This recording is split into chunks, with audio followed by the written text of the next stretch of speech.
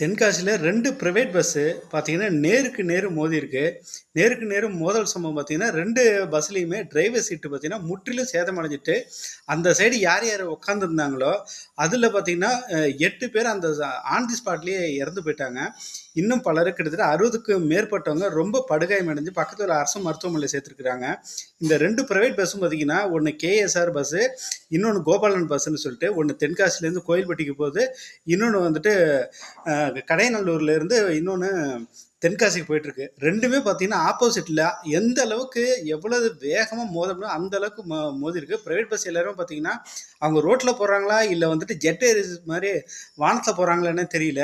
எல்லாமே private bus எல்லாருமே பார்த்தீங்கன்னா, எந்த அளவுக்கு வேகமா போறோமோ, அந்த அளவுக்கு பயணிகள்லாம் பிக்கப் ஆவாங்க. எனக்கு வந்துட்டு படி கிடைக்கும் அப்படின்னு சொல்றாங்க. சம்பளத்துக்காக தான் இவ்வளவு கஷ்டப்பட்டு வேலை செய்றாங்க. சில நேரம் பார்த்தீங்கன்னா, உயிரிழப்புகளும் ஏற்படுது. இதனால கவர்னர் ஜாமீன்லாம் அதில வச்சாச்சுன்னா, ஸ்பீடு லிமிட்